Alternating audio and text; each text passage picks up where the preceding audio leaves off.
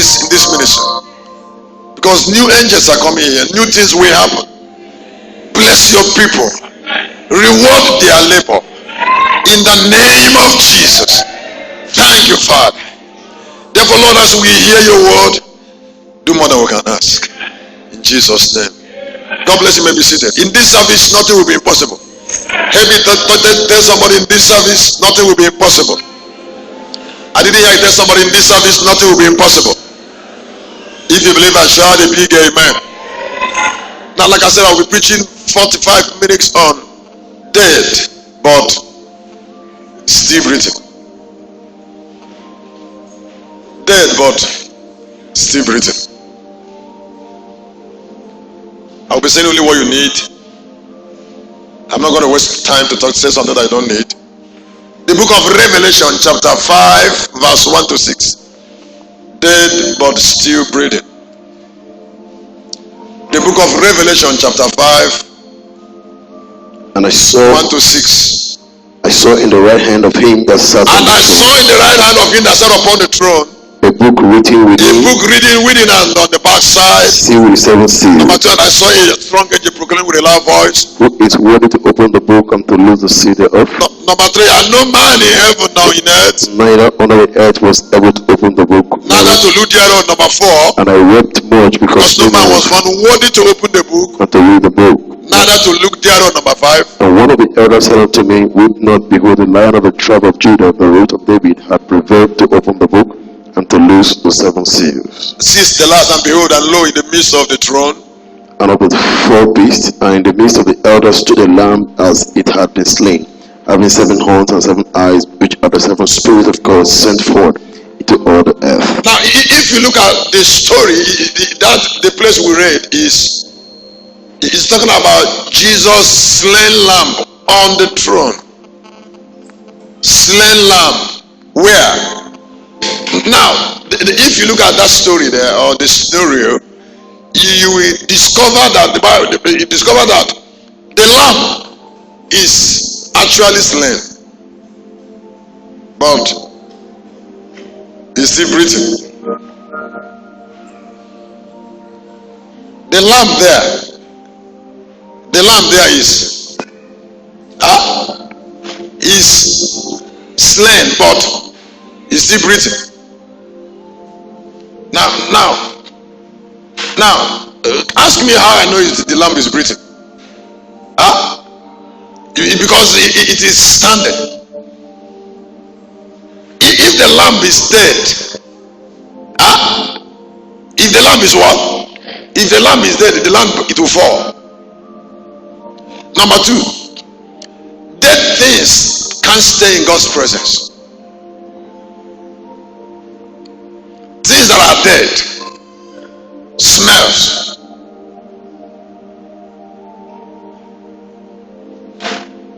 So if this lamb is dead, it will not stand in God's presence. Number 2, it will be smelling.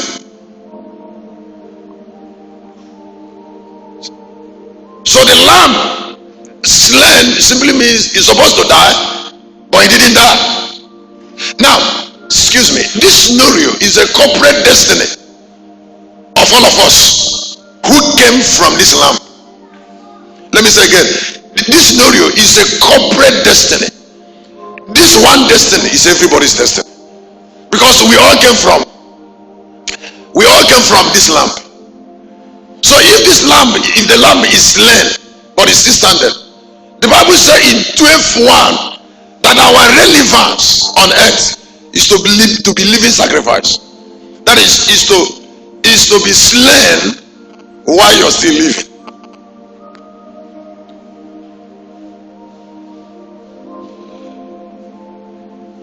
I said our relevance, or the destiny we share with this lamb, is that we are taken while we are still alive. Now I would like you to listen. I'm sharing on dead but still breathing.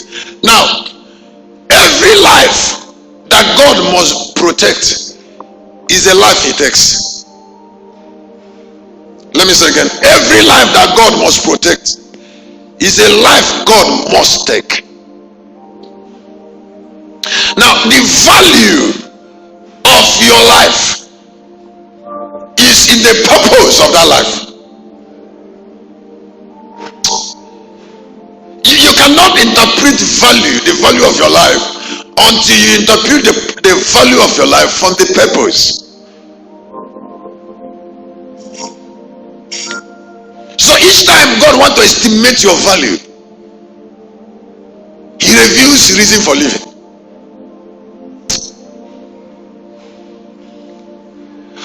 One of the ways God tells you who a man is the purpose of the life of that man.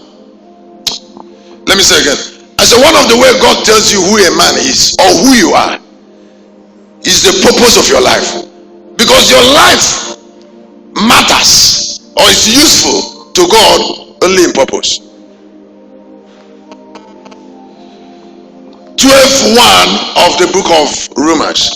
And if God must protect you and come to you, the only thing that will attract God to you is purpose. And then that purpose is designed to take your life. That's what I'm saying. That purpose, because the purpose itself is more important than your life. So you save your life in the purpose. Let me say again. I said the purpose of your life is the only reason for that life. It's more important for your life. Your life is preserved and introduced to God and men through purpose. So your life cannot be more valuable than the purpose of the life. So in the book of Romans chapter 12, I will help you. Now, excuse me, let me tell you quickly. If you're listening to me now, your life is already taken, because it was taken before you were born. The Bible says in the book of Revelation chapter 1 that Jesus was born from the dead. That means if you're hearing me now, you are born from the dead. That means before you were born, you were taken.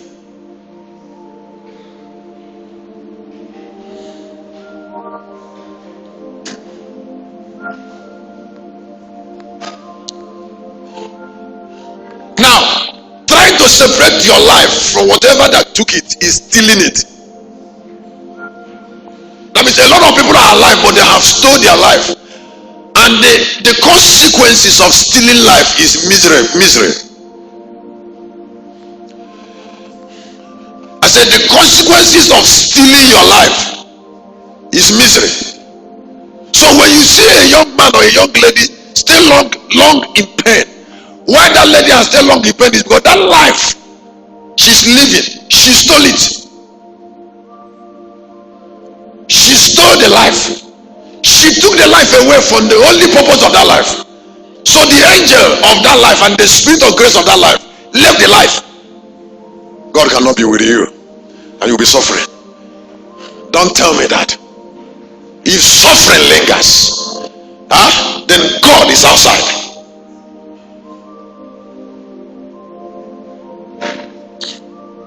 And God cannot be with you except in purpose. Does he employ you and abandon the work? Purpose is it not work? Does God employ you and go away? He introduces himself from an assignment. So when you are there, he comes there. And excuse me, in case you are here listening to me, don't think of pleasing God. Don't think of serving God outside the reason. Don't. Because thinking of saying that you're important to God outside reason is religion. It's not coming to this church to sit down every Sunday we're talking about. It's, are you useful? Somebody can come to church every Sunday and still be frustrated. Excuse me, somebody can come to church every Sunday and still be frustrated because you're still down here without being useful. God is not looking for those who are coming to church every Sunday. He's looking for servants. Somebody's not hearing what I'm saying. I said God is not looking for people who are coming to church what? Every Sunday. No. He's looking for useful people. He doesn't bless you because you're coming to church every Sunday. No. He blesses you in partnership with him, in work, in assignment. So when he wants to give you blessing, he gives you blessing for a reason. He gives you his blessing as a way to pay you for what you have accomplished. And it is very, very miserable that a lot of believers are sitting down in the church without turnover. Whatever you're asking God must come as a result of whatever you have invested. Because Because spirit doesn't have anything that doesn't men. Let me tell you something. Please look up. Let me tell you something. When I was the day I preached on the majesty of veteran firmament, I said something very, very wonderful. I said, anytime we ask God to bless us, He go to the firmament that has our destiny. Everyone here has a veteran firmament. What is called elder stand. Elders stand. Where your destiny is written. Everyone here have elder stand that has covenant with his life. So each time you say, oh God, give me something. Oh God, I want this. Oh God, I want this. He will go to the storage of that stand to see whether anybody kept anything there for you.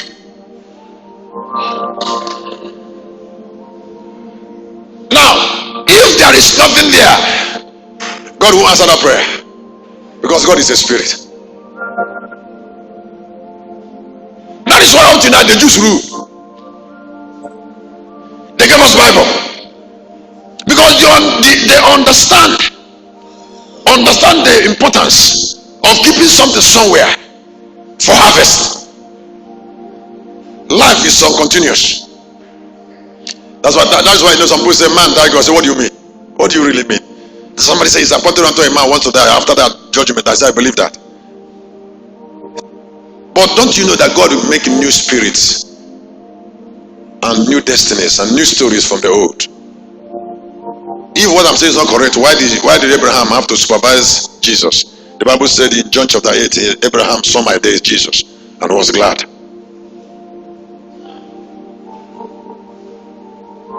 So how did Jesus know that Abraham was looking at him?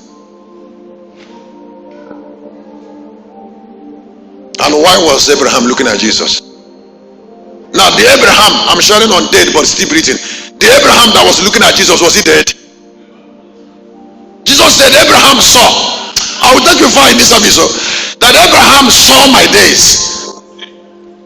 From the day Abraham died and was closed up in the grave in the Middle East, and that time Jesus was giving testimony, was how many years? Jesus said Abraham saw my days. Now this Abraham I'm calling now, Abraham, Jesus, Abraham, are they dead and I'm calling them? Have they not employed me to be calling their name every Sunday, to be writing their name in my book, to be writing to be talking about them, give you CD to buy? Hired me. While I was still in my mother's womb, they took me there, and then they are now watching me. Are they really dead?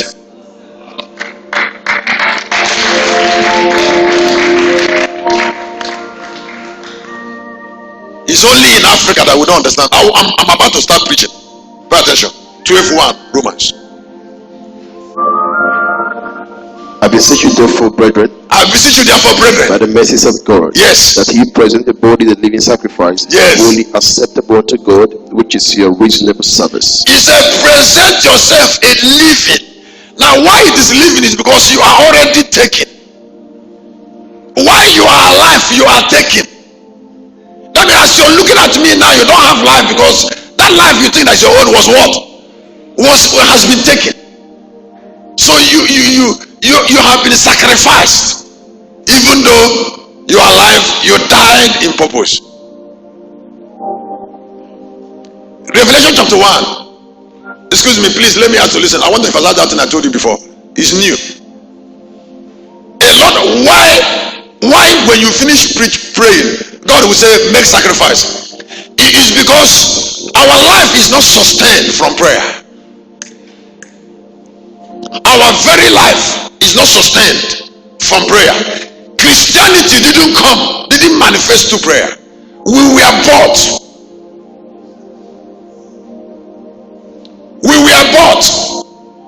It is the price. The life of the church is in the price that was paid to buy the church.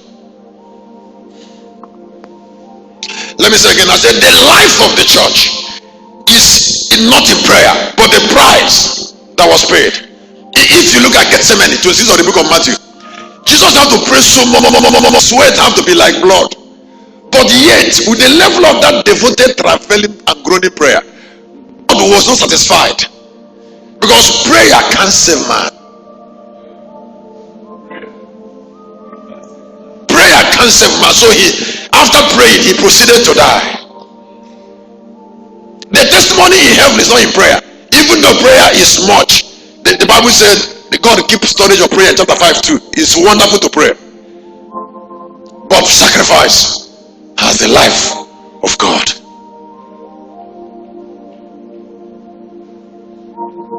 I'm going to come to it. I need to ask people, I say, when you see Hasheba the locust and is living, are you saying that I don't know anything?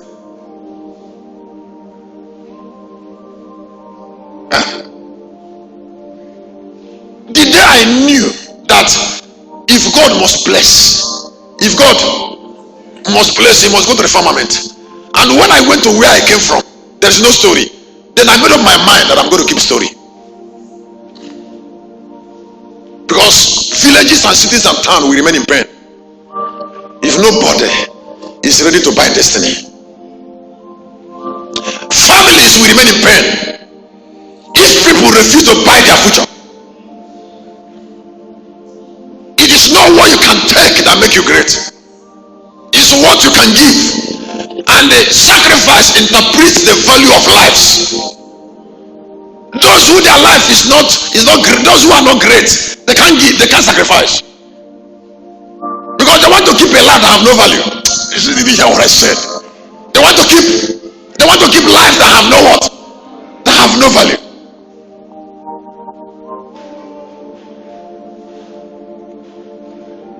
The day I know that God loved me is when he said to me, say, don't get married. The day he said, don't get married, don't born children, take a vow of poverty, then I know that there's something about that life. Because if God doesn't love you, he doesn't make demand on you.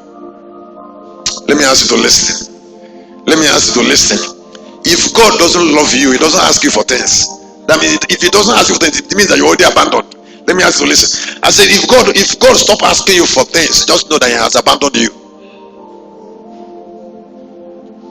Because fellowship between us and God is established through what he takes from us. It's not something, it's more than preaching in the church. But tell me any place where there is glory and honor. I will tell you a place where something died at the altar. It's a revelation. God doesn't owe men. So something that God took, why will you keep it away from him? Something he has already taken. Maybe you didn't hear what I said. Something that God has already taken from you. Why are you hiding it? My life was taken before I was born. The day I discovered it, I told him, I said, since you took it, I'm giving it back to you. Because if you took it and I keep it, then it is useless. If God asked me to give him this wristwatch, I know he has taken away the value of the wristwatch.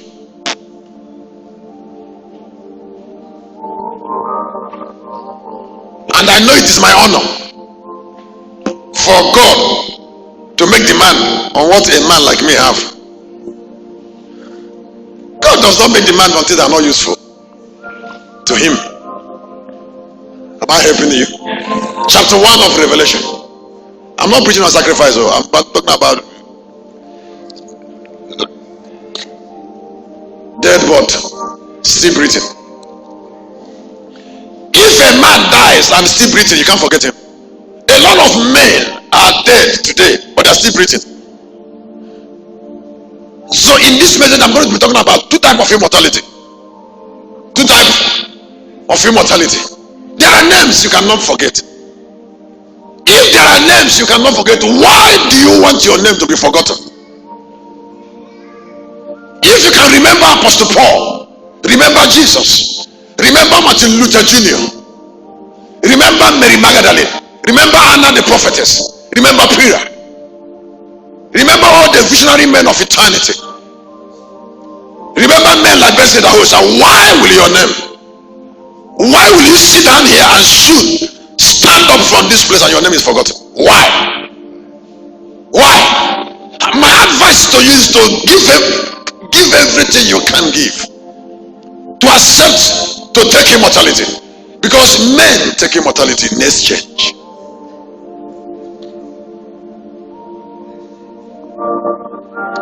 Revelation chapter 1 verse number 6. Somebody may read the one scripture. Hath made us kings and priests unto God. Yes. And his Father. No, verse 5. And Jesus who is a faithful witness, and yes, the first begotten of the dead, and the yes, prince of the kings of the earth, unto him that loved us and washed us from our sins in his own blood. The Bible said that Jesus is the firstborn of those who were born from the grave. That is, born from the grave, that before you were born you died in purpose, so that you can keep breathing.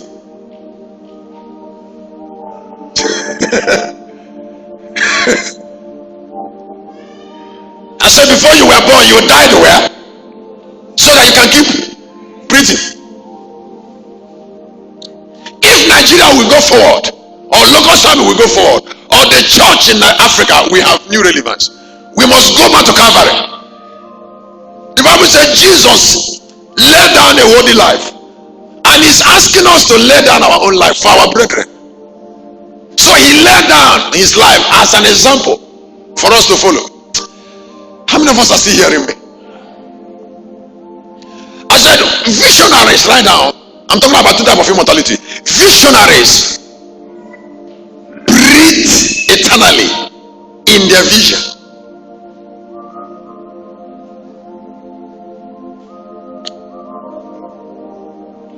They breathe eternally.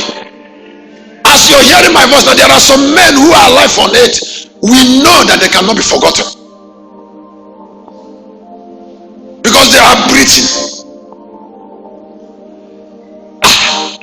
If you look at Revelation chapter 12 verse 1, the Bible said those elders who gave testimony in 11, they are with us, breathing around us, even though we think that they are dead. I said they are what? In case you please listen, not only are they breathing, they have wishes. They have wishes. They have their desire. Their desire is on us. Their will is controlling us. If you're here, you're hearing my voice, listen, don't play with will, because somebody prayed, somebody willed you to come to the earth. Somebody willed you. That's why you can't play with will. A woman and a man agreed to marry and then get back to children. So the will of men rule the earth, not the will of God, because men must buy into God's will before it can rule the earth. I don't care what God wills in heaven. God must get a man to will it here before it can happen here. So if the will of God didn't get a man to will it, it will be stranded in the realm of the spirit. Let me ask you to listen. There are so many things God will that are not happening here because man didn't buy it. That is why he doesn't force you to serve him. He wants you to serve him in gain. He said, if you do this thing for me, I will do this thing for you, 50-50. Because your man has value.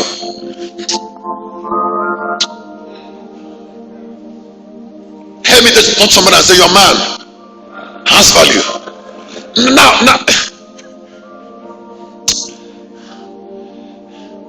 spirits respect men because of our value. What angels envy is my man. Because spirits cannot accomplish anything on earth here until they do what? Until they take the nature of man. And then we are not dashing them. We are not dashing ourselves to God. We are sharing in the glory of God. So whatever that God accomplished through us, he will take 50 and then we will take 50. So the Bible said in the book of 1 Corinthians chapter 15, he said there is a glory of God, spirits in heaven, and there is a glory of man. He said that glory of spirit is one kind of glory, and the glory of man is one kind of glory.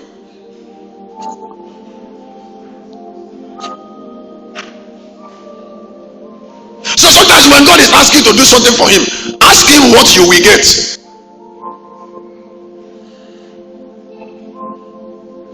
If he's telling you, give me my life, tell him in exchange of what to what?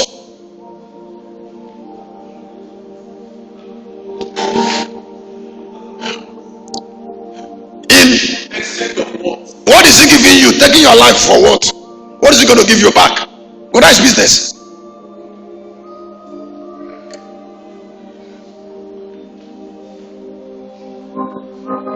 Why people get frustrated is because they say, Jim, where me here taking my memo.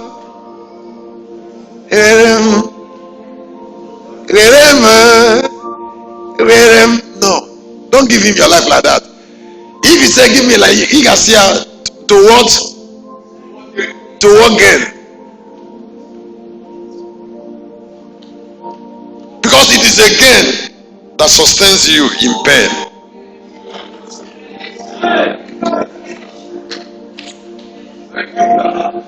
Religion said don't ask about gain, but if you don't ask about gain, you will get frustrated. Because there will be challenges. The Bible said in 12:2 of Hebrews, it said because of the glory that will be revealed. So he didn't give his life like that. He gave his life in exchange of. So each time he saw that glory he will take, he will endure the pain. Can't you tell me thank you, Shepherd?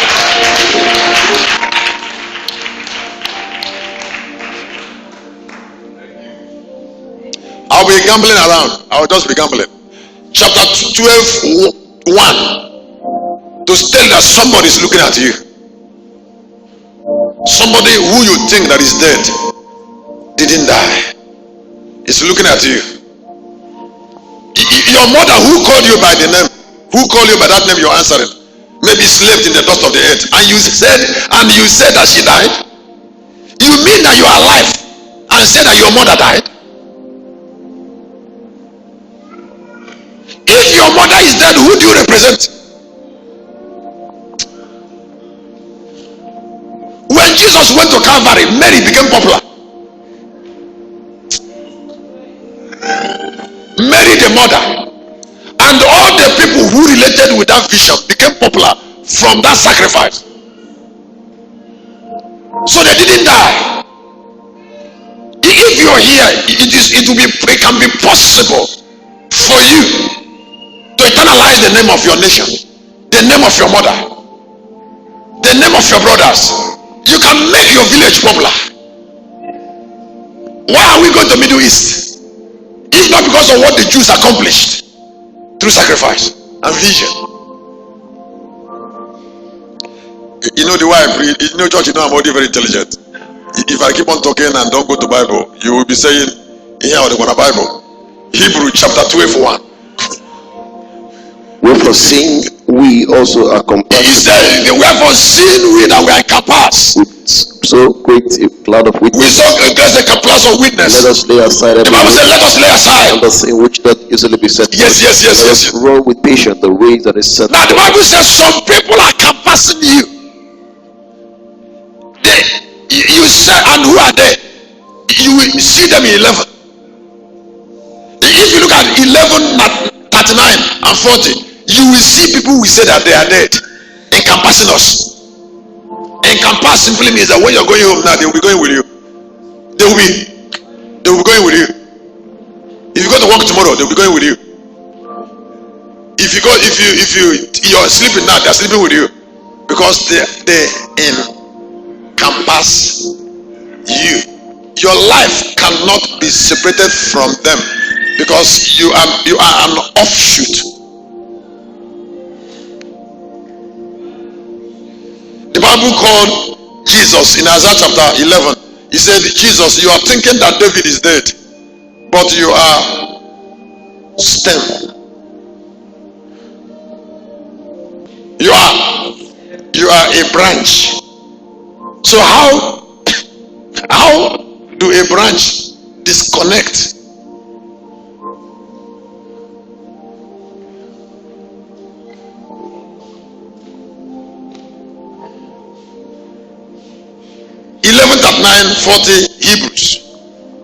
And this all having obtained a good report. He said, but all this all, go ahead. Drew through faith received not the promise. Yes. God having provided some better things for us, that they without us should not be made perfect. He said that they without us.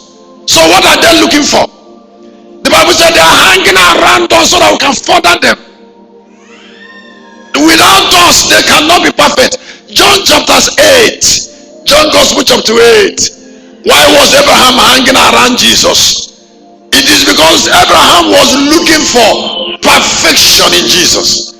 Abraham, the Abraham you said that is dead, is not a dead Abraham, because he was looking for a destiny in Jesus. So he didn't die. He was among them who encompass Jesus.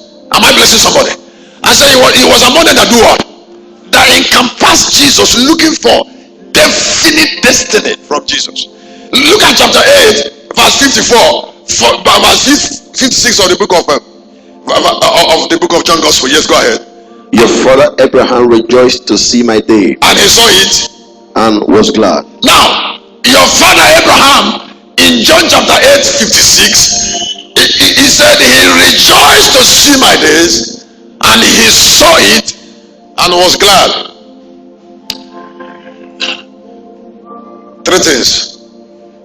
The Abraham we think that is dead rejoice to see. That means that the Abraham was looking from somewhere. What days? The days that carries Abraham's better future.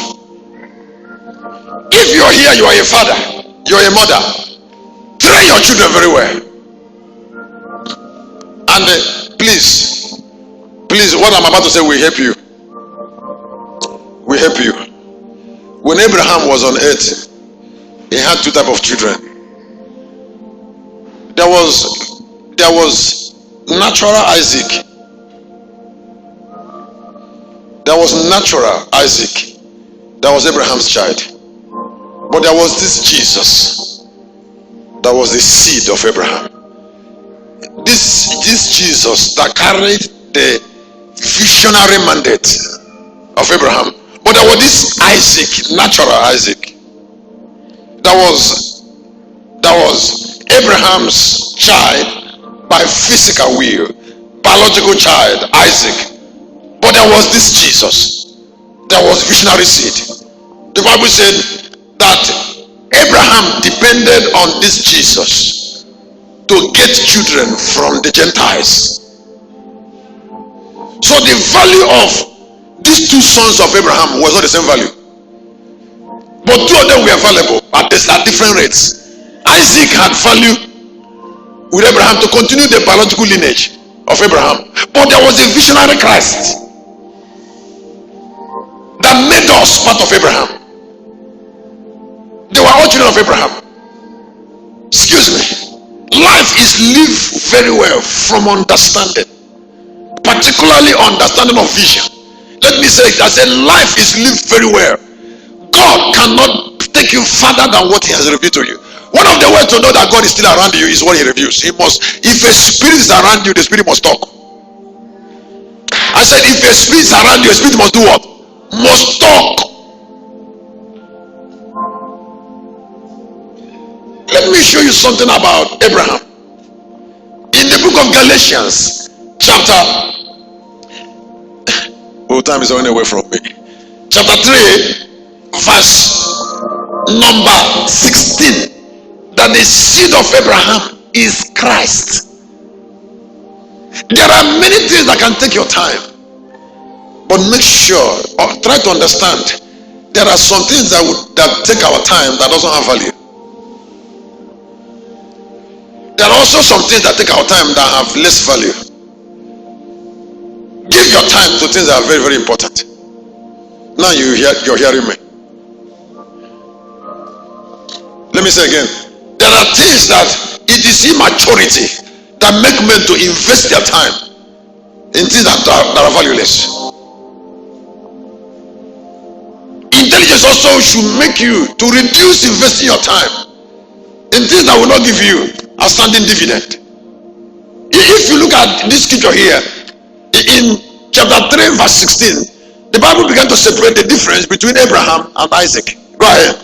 Now to Abraham, Yes. and he said, when the promise is made, Made. he said not unto seed as of many, but as of one, unto thy seed, which is Christ. The Bible called and said, to thy seed, which is Christ.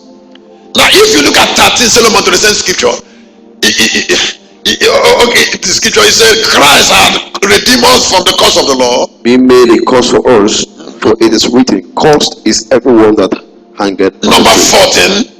That the blessing of Abraham might come on the Gentiles through Jesus Christ, that we might receive the promise of the Spirit through faith. Now the Bible said the blessings of Abraham came to us. In fact, today we are Abraham's children because Jesus died. You are going to stand up very soon now to walk out of the church. Can you be able to interpret? Assuming you have from 12 to 6, can you be able to interpret what you do with that 6 hours or 12 to 8? Can you interpret what you do with that 8 hours, maybe before 12 to 9, before you go to sleep? The aggregate of that time investment will spell your destiny. So those of us who are conscious of which destiny, we don't invest it carelessly.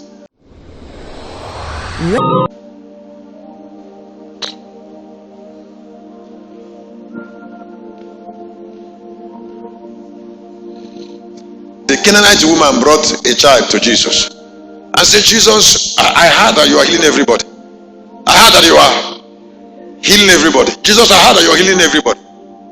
Jesus said, no, I'm not healing everybody.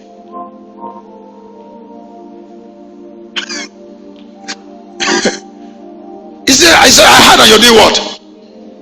He said, Jesus, I heard that you are healing everybody. Jesus said, no, I am not healing everybody. I am healing only those I was sent to.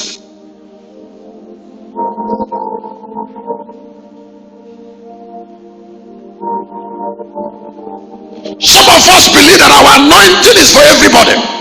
It's wrong. The anointing of God in you is not meant to service everything. Your time is not meant to do everything, because that time is an economical time. It's not the whole time. It's a particular time for a particular assignment. So you can, and the time carry your life. So it must not be spent carelessly. In case God asks you in the aggregate of how you live your life, how do you spend this time? Because that time is your life, is your destiny.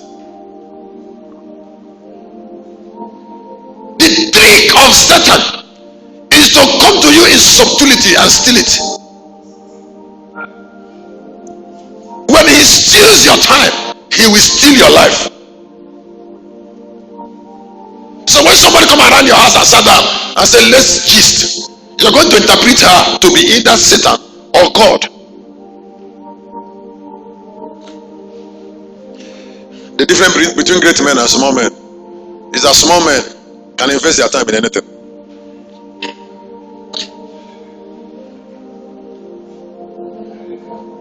Yesterday was another day. I just came out of my office and somebody said, Shepherd, I want prayer.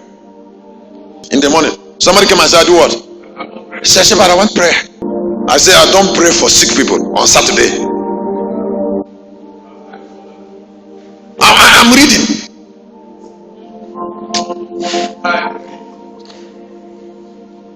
What I am doing now is what? Reading. He said, Shepherd, I'm shaking. I said, listen, you're going to continue to shake until tomorrow.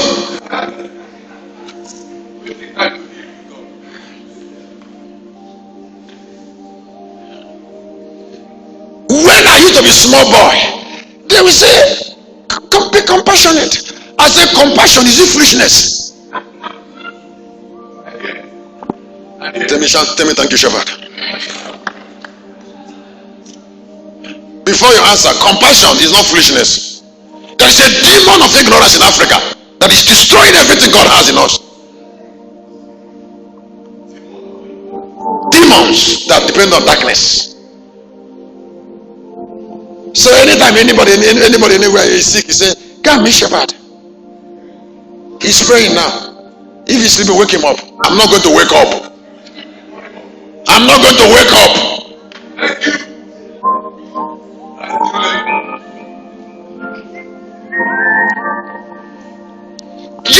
at that woman and said, my anointing is not meant to heal your child. I came for a people.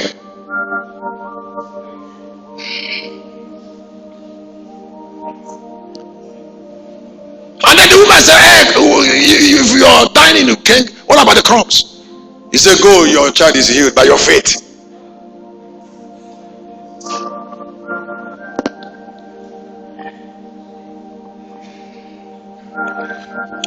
Am I helping somebody? Am I helping somebody? If you are 34, 35, 36, 40, 60, 70, and somebody said, turn around and explain to us where you invested your life in 40 years, what will be your reply? The life you're trying to waste is a living sacrifice. One of why we must appear before the throne is to explain to God how we use that life and what we did with it, because it was a life God gave us for a reason. So if you're here, your life, I'm coming now, I'll be true. Your life, everything has its time. Even biology teaches us, and the Bible, it said to everything on earth there is a season. That is why in this meeting, whatever that want to take your life for granted, God will cause it. I didn't hear your amen. Every devil that want to steal your opportunities, because there are things that must happen to your life in seasons. If you miss that season, you must not get it. You might not get it. This week is a week of program. There are miracles that God must give you in this church from now till Sunday.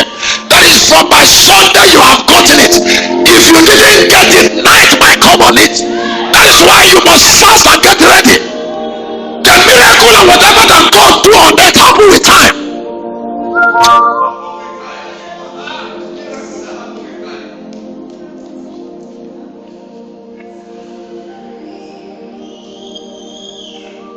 Now, let me go back to value.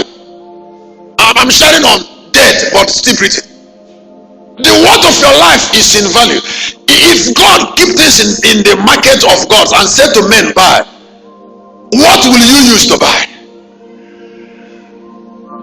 So I said in the course, I said the value of the life of Jesus is in buying the church.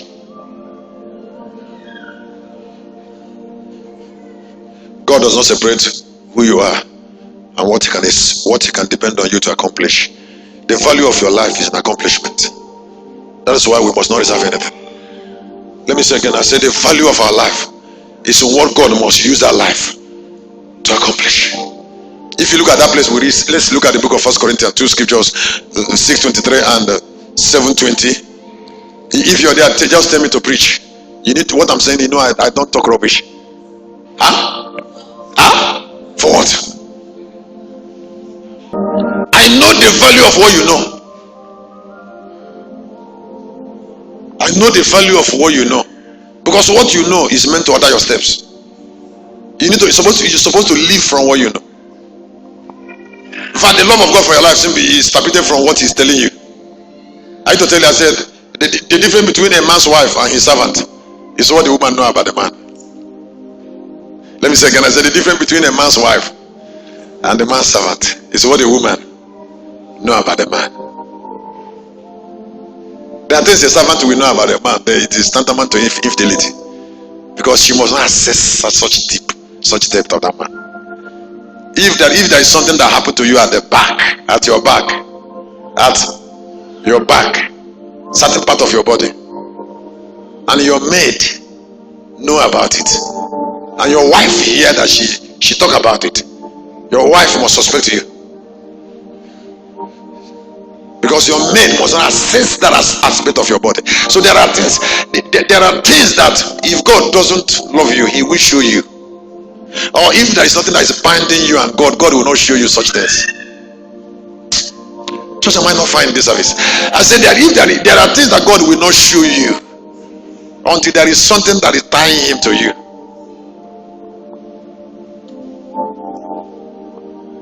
So if you look at the book of 1 Corinthians, time is running away. 1 Corinthians, Africans, try to open your Bible because there's something that fight against us and knowledge. Now, this 1 Corinthians chapter 6. Somebody may read verse 20.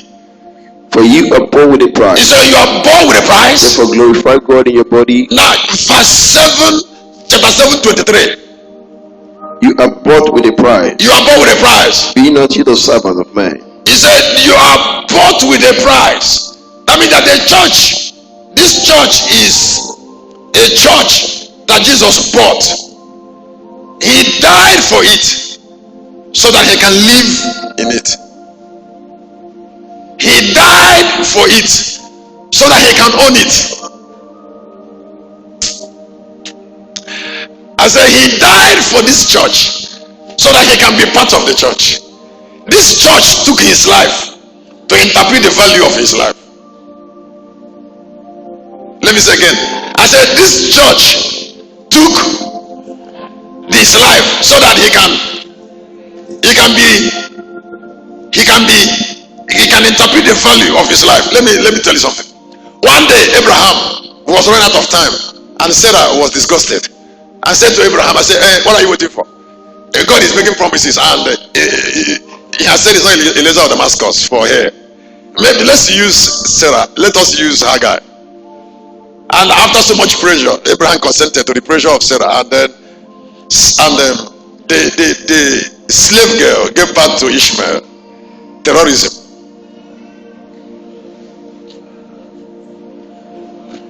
The slave girl gave birth to Boko Haram, gave birth to Al-Qaeda, gave birth to Al-Shabaab. Now, gave birth to ISIS. Now, and somebody is here binding Boko Haram. Boko Haram is a child of Abraham. They are part of us by inheritance.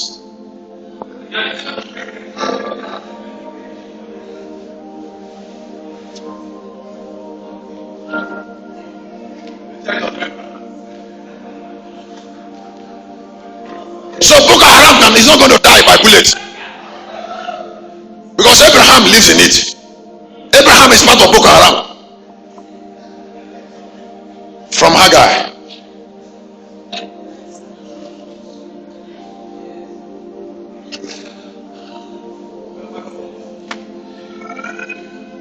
It was a mistake, but blood speaks in it. It can't die. Abraham can't disown it.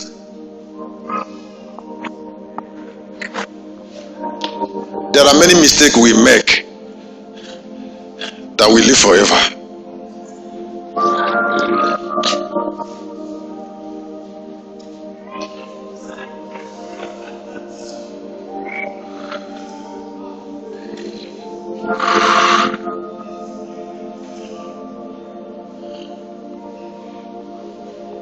How do you deny Abraham from the son that came from his Lord? Every day and today, the value of Abraham is interpreted in Hagar, in Ishmael. Bullets can kill it. General Assembly in Washington cannot kill it. Spirits. A mistake that brought sorrow from a patriarch. Peace to my father Abraham.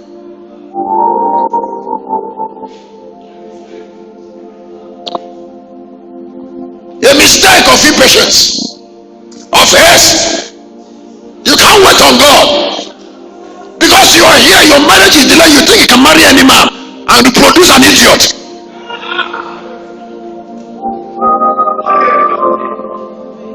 You think you can marry any man and reproduce a fool. You know the will of God for your life, but you think that God has forgotten. It's not God that forgot, it's you that is impatient. Sometimes the mistake that is from the fake can sometimes confront the original or even crush the original. When will the pain of giving birth to Ishmael leave the church? When? Because Abraham is supporting two armies. The one that came from Isaac and the one that came from Ishmael. It is Abraham that must come back and settle that quarrel. As long as he's in heaven, there will be fighting. From intelligent war. Let me tell you something that why Boko Haram cannot end. The Boko Haram employ two tools: subtlety, the snake of religion; two, the unfailing covenant of Abraham's blood.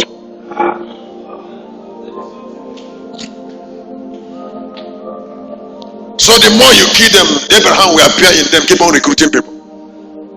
He will appear in Isaac and appear in Ishmael, and Isaac and Ishmael will be fighting.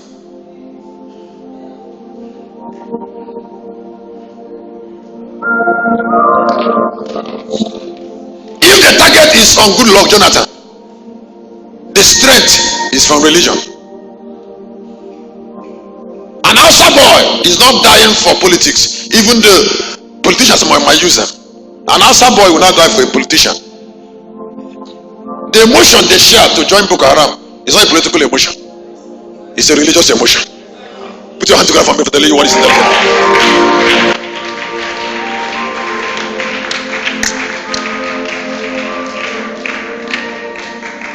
There might be political support here and here, but that is not their strength. Their strength is spiritual. Church, am I helping somebody? Am I helping somebody? Can I still preach in 5 minutes? Making right investment of your life. Making right investment. Your life is not meant to be used the way you want it. Write down your paper. Your life is not meant to be used the way you want it. The purpose was chosen before you were born. So you can't choose what to do with that life.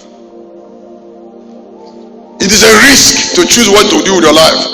So the destiny of many nations and seasons will always manifest from the availability of men. Hear me. There are so many things we want to buy. There are so many things we are meant to buy from God.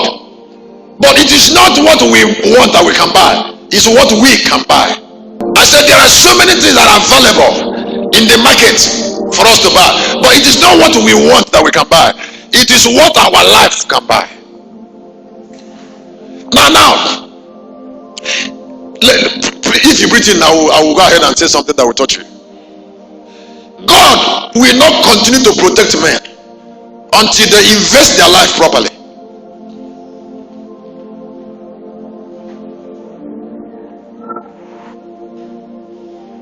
That is why all the men that came to the earth, each time situation confront them, they will explain reason for living.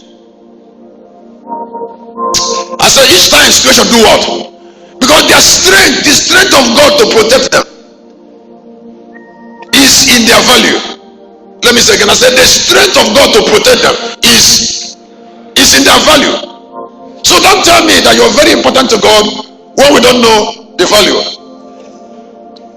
Whatever that God wants to give to men is what men must depend on their life to take. Now hear me.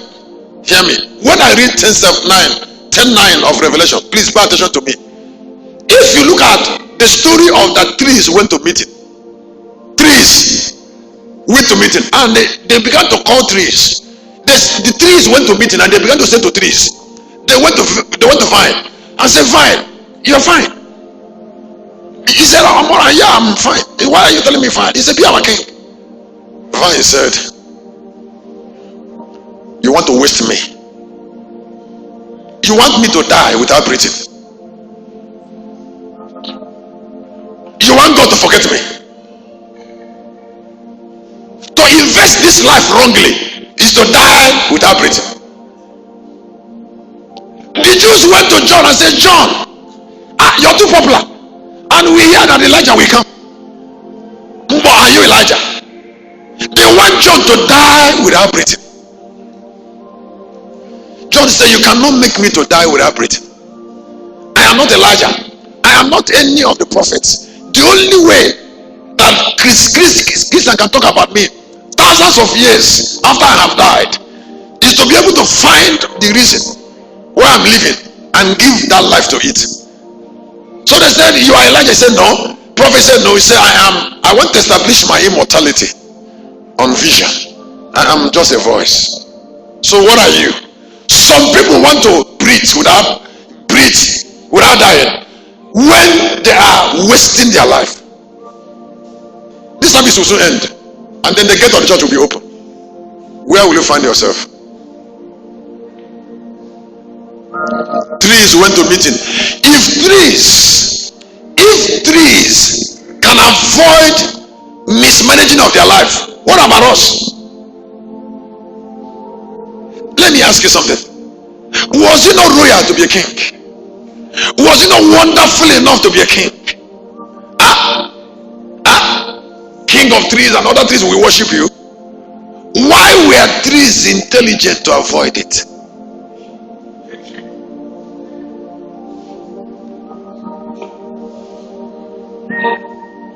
They say even though kingship is wonderful, we don't want it, because that will be abuse. You know the story. They called John and said, John, wow, that man you told us about is baptizing so many people. He's becoming more popular than you. John is saying, you don't know anything. I was born to reduce for him to increase.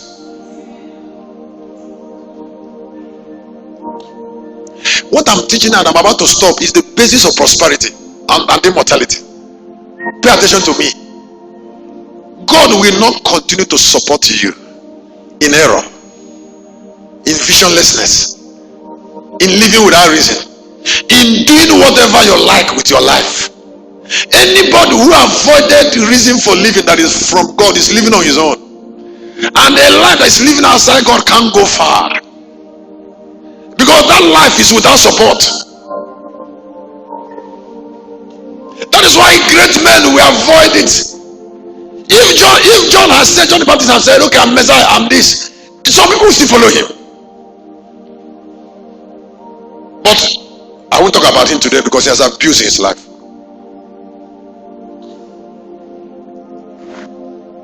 Is anybody I'm blessed? You are living because I'm going to be through soon. You are living because there is something your life must take. What is it? Whatever that God wants to give to you is something you must take. Why people pray so much in the church and do nothing? It is because they think that their life will end in prayer. When you pray and get up, do whatever you must do, because whatever God must give you, you must take it. 10:9 Revelation. Somebody say, we're having program. I'm giving my excuse me, let me say this like word of knowledge to somebody here. There are few people that are here. Excuse me, why you have not gone to the next level of your life is because there is something you know in your heart that God wanted to accomplish to him, but you're sitting down on it. That is the way. Maybe one or two persons, he wants your life to believe, but you're afraid. That is a peculiar way you want him to serve. He wants you to serve him. You know it. You know it in your heart. That is a way God wants you to serve him. And you and God know that is the way you must serve him. But you willingly on your own want to insult God and want to serve him the way you think. You want to serve him the way that will suit you. God can't move that life forward because it is a life that is lived in rebellion. I keep on telling people, there are so many things I do that is painful to me, not because I want to suffer pain, but because that is the way God wants me to live.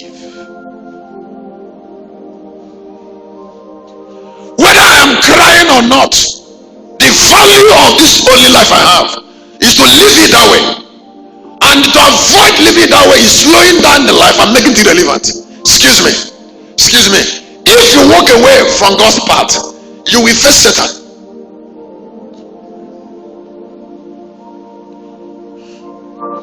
If men walk away from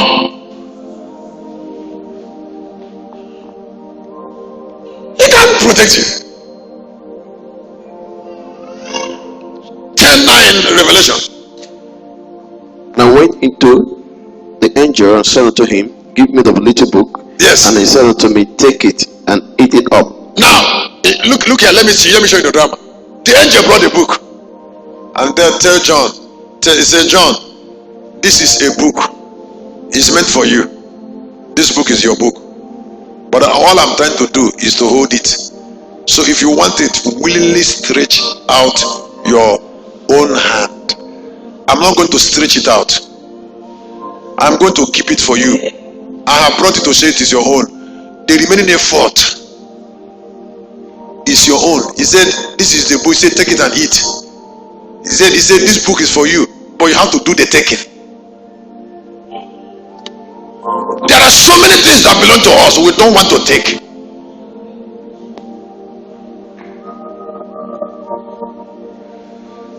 Every life that is here is a measured life. Write down in your paper. Every life that is here is a measured life. Your life is measured. You know, the Bible said we are temple of God. We are God's temple. Now the use of every temple is the measurement of the temple. So God said in chapter 11, 1 and 2 and 3 that God measures temple of revelation. He trusts only things that are measured. One day, as I read Enoch, read about Elijah, read about Jesus, I just looked inside myself and said, sickness can't rule my life. That this life must not be subjected to grave. Not only that, my life can't die. Whatever I have can't die. Because redemption cannot be perfected without life of God. The redemption cannot be full without immortality. Jesus, if he had paid for our sin, if he was flogged for our sicknesses, he was chastised for our peace, he was made poor that we might be rich, then he tasted death for all men. He said by dying, in the book of Hebrew, he crushed him that had power over death. And then he said, I keep before you life and death. Choose life that you might live. I told you before, I said Satan does not have ability to kill men. He doesn't have ability. It is men that kill themselves. I said Satan does not have ability. Sickness does not have ability to kill men. Men live for what they see. If you say you can't die, who will kill you? Your life is your life. Jesus said in 10:17 and 18 of the book of John, he said, I have power over my life to keep it down and to take it. If God has given you your life is your life. That life has value in what God will achieve through it. I said he has said rich lives are not invested carelessly. One of the ways to know that your life is rich is that you're going to be careful about how you invest it. Excuse me. One of the reasons why pastors and Christians suffer is that a lot of believers value what they will get more than who they are.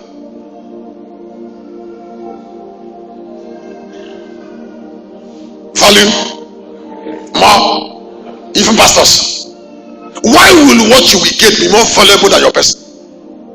Your life is interpreted from who you are, not what you will get. After all, if you are great, it will show in what you have. Not what you have first, but what you are becoming. That is why all the apostles, Moses will spend 80 years to get ready. Jesus will spend 30 years to get ready for 3.5 years ministry. Because it is the life that matters, not the ministry.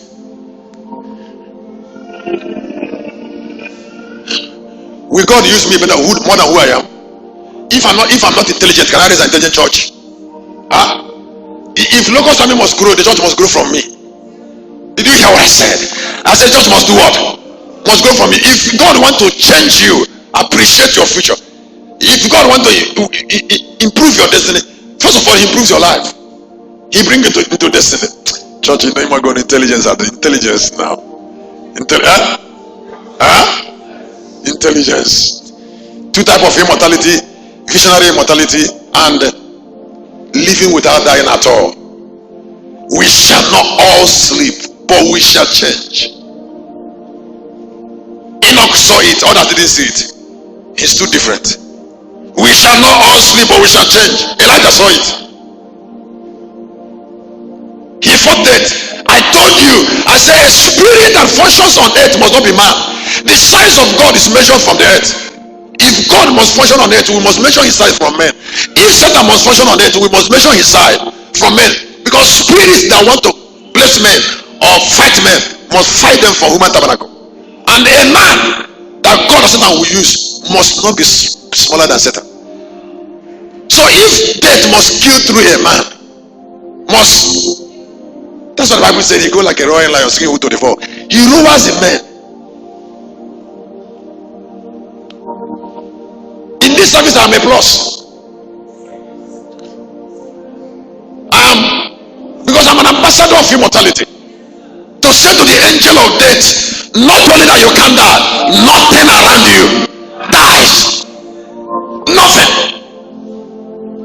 God is going to raise an army of immortal men. Men that bullets will not touch. Because they know their God. Men that will not lie down in the hospital. Women that will rule Nigeria. I speak like a prophet. I speak like a prophet. In another 12 years, Nigeria will take another destiny. But the army that he will use to turn this country upside down are still in the crucible. The day they manifest, the star will not shine. I am part of that army. That's why I'm not looking for quick manifestation. I am not looking for anybody to make me popular. Because the day they gather, we start.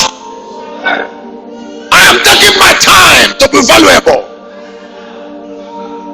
Can't you understand? I am taking what? I am taking my time to be important. I am taking my time. I am taking my time because I know that I will still come out. I will come out in time. This man of God here, he didn't know me. Last Sunday was here, but today he has known me. He didn't hear about immortality before. He has said, I'll give you communion now so that he will not die.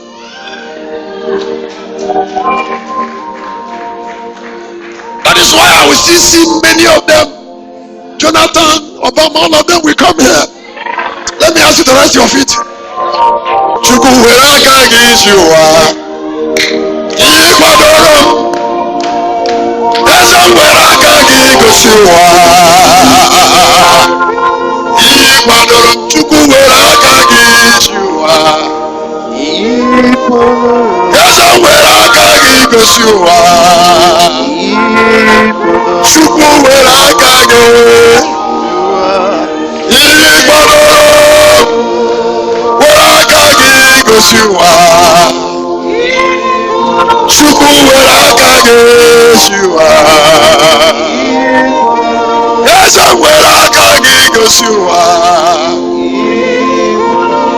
You're going to lift your hand and say, Lord, everything that belongs to me is mine, and I take them by violence. This week, everything